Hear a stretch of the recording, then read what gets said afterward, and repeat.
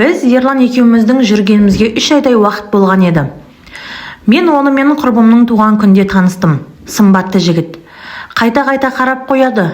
Туылған күн аяқталғаннан соң Ерлан бізді шығарып салмаққа ниеттеніп еді. Бірақ ағам өзі алып кететінін айтты. Ағам охранада істейтін. Сол күні оның демалысымен сәйкес келіп, кештен кейін мені алып кетті. Ерланды іштей ұнатушылық болғанымен, ашық әңгімеге түсіп, менімен таныса қоймаған еді. Туған күнге әдемі болып, ерекше дайындықпен келгенім тағы бар. Үйге келген соң ол менің ойымнан шықпай қойды. Ерекше күлкісі, жүріс-тұрысы, сағатына қарап галстугын дұрыстағаны. Ең естен кетпейтіні кірпіктерінің астынан ұрлана қарағаны. Жастықты құшақтаған күйі тәтті ұйқыға қиялмен бірге батып кете бардым. Таңертең қоңырау үні бұзды. Ұйқылы ояу трубканы алдым. Арғы жақтан: «Қайырлы таң, тәтті қыз» деген таныс дауыс. Еш нәрсеге түсінбеген басым, тәтті қызға әлі таң ата қоймады, дедім де телефонды сөндірдім. Әдетте бейтаныс нөмерлерге жауап бермеуші едім. Ұйқым шайдай ашылып тұрып кеттім. Сабақ, аудитория, у-шу, университет қабырғасы. Қыздарымыздың әңгімесі кешегі Арайдың туған күні. Сол жердегі сұңғат бойлы жігіт, дәл өзі, түні бойы ойымнан кетпей шыққан жігіт жайлы екен. Ұнатқан мен ғана емесімді сезген едім. Бірге тұратын Зере есімді құрбым да, «Вау, мінген көлігін айтсай, анау-мынау жігіт емес сияқты ғой», деп менің қызғанышымды тудыра түсті. Қыздар қойыңдаршы, басымыз қосылса жігіт жайлы айтып шығады екенсіңдер. Зере, сенде доғар, жігітің бар емес пе, не бар саған, деп ашулана түстім. Менің жігітім ол сияқты сымбатты, крутой жігіт емес қой. Оның үстіне бірнеше күн болды, жігітімен арамыз дұрыс болмай жүр деген сөзі жаныма жақпай, сырттай білдірмесем де іштей тырысып қалдым. Сабақты аяқтап үйге келдім. Ағылшыннан беретін оқытушының тапсырмасын аударумен әлекпін. Басымда қатып кетті. WhatsApp желісінен SMS келді. Қарасам бейтаныс номер. «Сәлем» деген SMS. Көрдім, SMS-ті ашпай жаба салдым. 5 минут өткен соң тағы SMS. «Ұйқыдағы тәтті қызға таң атты ма?» деп. «Таң атқаны бұлай тұрсын, кеш батты» деп жауап қайтардым да, авадағы суретін ашып қарасам, жүрегім, бұл әлгі жігіт. Кешегі кештің хитмені, қыздардың аузын толтырған, тақырып болған жігіт. Маған жазып тұр. Сәл болмағанда менімен танысуға әрекет жасамағандығың үшін ұмыта жаздаған едім. Мен өзімнің сабақ дайындалып жатқанымды айттым. Әңгімелесе келе ол маған тапсырмамды орындауға көмектесетін айтты. Мен де қарсылық танытпадым. Аударуға жасаған тиісті тақырыпты суретке түсірдім де оған жібердім. Жарты сағаттан соң жауап келді. Жақсы болды ғой деп қуанып кеттім. Зере де сол сабақтарды даярлап отырған, бірақ оған айта қоймадым. Іштей қызғанышта болды. Ертесі сабақ басталды. Көзіндегі очки мұрнына түсіп тұратын. Қара, толықша келген ағылшын мұғалімнің сабағы. «Кім аударды мен берген текстті?» деді. Ортадан қол көтеріп «мен» деп айқайладым. Қиындау, ұзақ тақырып. Басқа пәндерден озат болсам да, ағылшын сабағының үздіктер қатарына бой көрсете бермейтінді группаластарымда білетін. Арнайы ағылшын курсына тамамдаған Әлия мен Айнұрда сабақ айтуға оқтала қоймаған еді. Маған таңырқай қарады. Сұңғақ бойлы жігіттің дайындап берген тапсырмасын ұстап алып мәзбін. Дайын асқа тік қасық болғанымен жұмысым жоқ. Сабақ соңында оқытушының жақсы комплименті де әлгі жігітке деген ойымды да одан ары жоғарылауына септігінің бірі болды. Үйге келісімен оған рахметімді білдіріп SMS жазуға оқталдым. Бір ойым хабарласып айтсам ба деп ойландым. Сондағысы кешегі көмегін сылтауратып хабарласып жақынырақ әңгімеге тартуда көздеп тұрғаным сол еді. Телефон шырылдады. Ойымды тез жинақтадым. Қарасам әлгі жігіт. Номер сохранить етілмесе де жүрегімде сақтаулы. Телефонды бірден алмай сәл кешіктіріп жауап бердім. Сондағысы өзін асыға күткенімді сездіріп қоймау. Трубканы алдым. Тәтті қыз, сәлеметсіз бе, қалайсыз деп басталды. Сондай мәдениетті. Бүгінгі күнімнің қалай өткенін, өзім жайлы айтып беруімді, оқу орным, ауылым жайлы бәрін сұрап алды. Соңында мен ұятта болса сұрайын деп едім, я сұраңыз деп тыңдап тұрғанын білдірді. Кешіріңіз, мен сіздің есіміңізді есімде сақтамаппын дегенімде бірден түсіне қойып күліп жіберді де, Ерлан менің есімім, Ерлан деді. Ананы-мынаны айтып, Ерлан екеуміз біраз нәрсені талқылап тастадық. Көп ойымыз бірге шығып жатты. Әңгімеміздің тоқтауына ертеңгі сабаққа дайындалу керектігі ғана кедергі болды. Оған қайырлы түн тілеп трубканы қойдым. Таң ертеңгісі сабақ басталып кетті. Сабақтан шыққан соң, әдеттегінше университеттегі жағалай қыздармен сыртқа шығып келе жатқаным сол еді. Жанерке деген дауыс назарымды бұрғызды. Дәл алдымда ақ көлігіне сүйеніп, қолына гүл шоғын ұстаған, галстукте сықиып киінген жігіт, аяғын айқастырған күйі маған қарап тұр. Жаймен басып маған келіп қолын созды. Амандасуға қолым әрең барып дірілдеп тұрмын. Қолындағы гүлі маған арналған бе екен деген үміт легі жоқ емес. Гүл шоғын ұсынды. Я, қателеспеппін, маған екен. Көңілім көтеріліп қалды. Қыздар аң-таң, әсіресе Зере. Іштей өзімді қысылып қалдым. Құрбымай Ерланмен араласып жүргенімді айтпағаныма.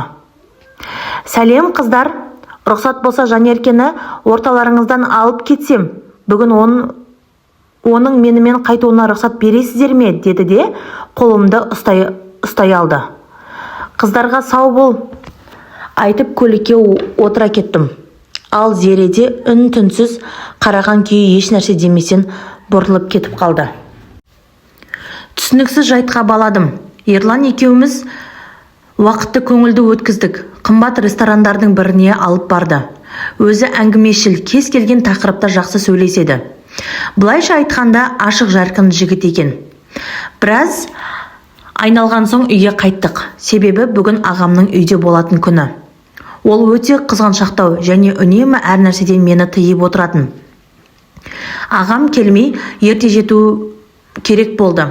Ерлан мені подъездің алдына дейін шығарып салып тұрып, байқатпастан ерінен сүйіп алды да, қайырлы түн тәтті қыз деді де бұрылып кетті. Бетім қып-қызыл болған күйі көзім қарауытып, жүрек соғысым жиілей түсті. О, Құдайым, бұл менің алғаш рет сүйісуім. Меңден күйі үйге кірдім. Зере үйде сабақ даярлап отыр. Келгеніме мәнде беріп жатқан жоқ ол. Денем бір ысып, бір суыған күйі бөлмеге кіріп кеттім. Ерніңіз неткен тәтті еді деген SMS келіп, одан сайын бетімді қызара түсті. Ұяттан кірерге жер таппай тұрмын. Осылай тәтті ұйқыға шомылып кеттім. Арада уақыт өте берді. Ерлан екеуміз жиі кездесіп, көп уақытымызды бірге өткізе бастадық. Зере болса бұрынғыдай емес. Себебін сұрап ем, ауызын ашып ештеңе айта қоймады. Бар айтары, сен сол жігітті айта бересің, бізге көңіл бөлмейсің дегеннен ары аса алмады. Сентябрьдің 24-і Ерлан маған жүруге ұсыныс жасады. Бір апта бойы ойланып, бірі күні мен оған келісім бердім. Ол күнде мені сабақтан соң алып кететін. Күнде қаланы тамаша жерлерін аралайтынбыз. Құрбыларымның арасында Ақбоз Тойоталы Ханзада атанып кеткелі қашан. Ол жұмыс бабымен командировкаға кетіп жүретін. Оның келуін асыға күтуімен уақыт зымырап өтіп кететін. Мен оған тез бауыр басып кеттім. Бір күні ол үйіне қонаққа шақырды. Тұрмысқа шыққан соң баратын үйім ғой деген оймен баруға келістім. Қанша жерден оған сенсем де үйіне барарда жүрегім қатты соғып бір нәрсе болардай уайымдадым. Үйіне барып тұрып қайтып кетуді де ойладым. Ол сенің жігітің ғой, кішкентай қызға ұқсамаш деп өз-өзімді қайрап қоям. Ол үйге кірісімен шай қоя бастады. Сондай жайлы, өте әдемі үй екен. Жігіт болса да ұқыпты жинақы тұрады. Кино көріп, біраз ары бері әңгіме айтылды. ұйқысы келіп жатуға ыңғайландық.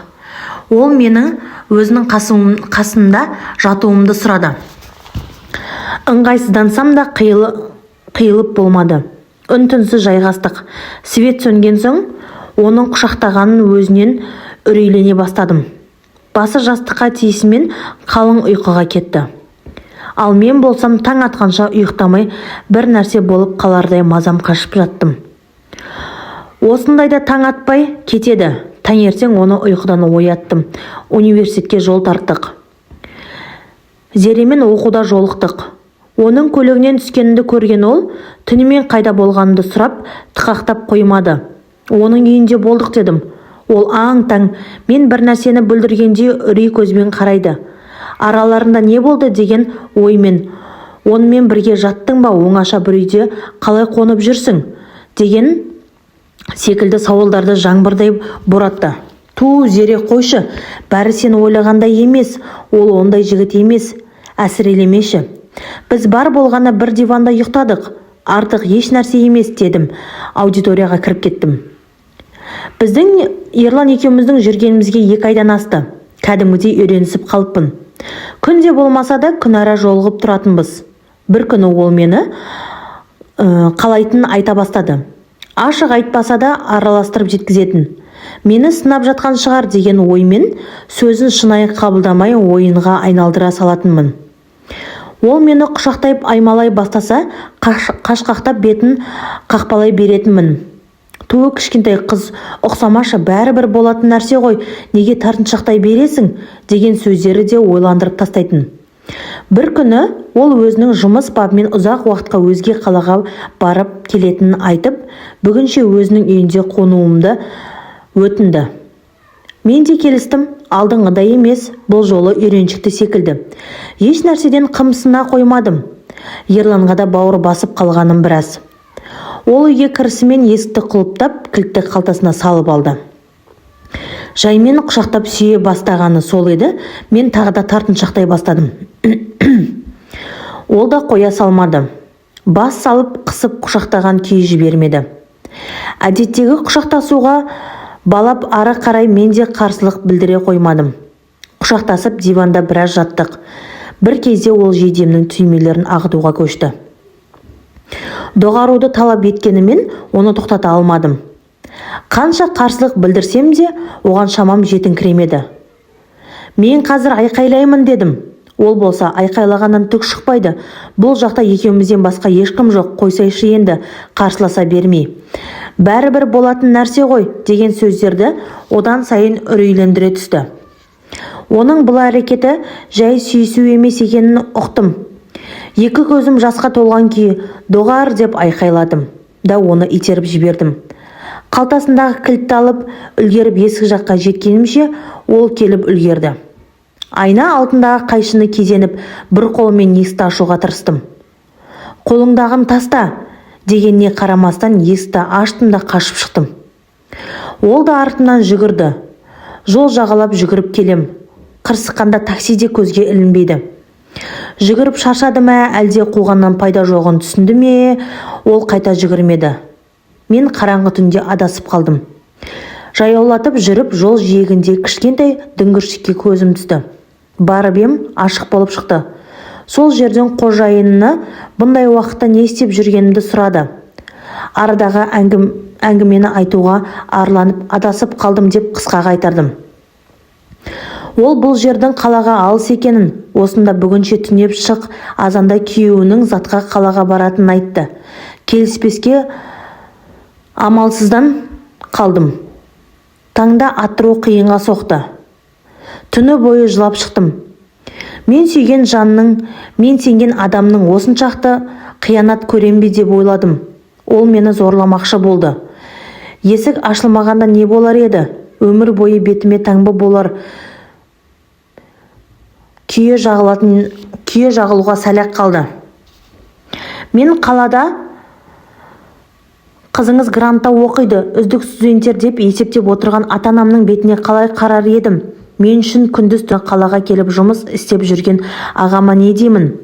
Артынан ерген сіңіліме бой жетіп келеді. Әпке өскенде сіз секілді боламын деген сөздерін бала көңіліне қиянат жасауға менің қалай ғана дәтім барады. Иә, бұл менің тағдырым. Адам қанша жерден сүйсе де сенімді қатты артудың қажетті еместігін кеште болса ұғындым. Көп қыздар нәпсісіне ерік беріп тырнағын тістеп қалады. Ақ некені аттамайынша, ата-ана үмітін қыл түсірмейінше сенімін сейілтпеу үшін қыз ертеңін ойлау керек. Менің басыма бұл нәрсе үлкен сабақ болды. Ал Ерланға келер болсақ, бұл оқиғадан кейін із-түзсіз хабар алмадым. Зере болса онымен қатар ұнатқан соң, жігіт үшін құрбысын қызғаншақтау білдірмеуіне түсінгенін ашып айтты. Содан бері қаншама жыл өтті. Бұл менің болған кезімдегі оқиға. Ал қазір тұрмыстамын. 3 әдемі балапандарының анасы, аяулы жармын. Жолдасым да алыс адам емес, әкемнің жан досы болған кісінің баласы. Мені бірден сырға салып әкеткен, тойымызды дүркіретіп өткен болатын. Қазір бақыттымын. Нәпсімнің жетегіне ерік беріп қателікке бой бермегеніме қатты қуанамын. Қазір жас қыздар да сезімнің жетегінде кетпей ойланса, менің өмірімнен сабақ алса екен.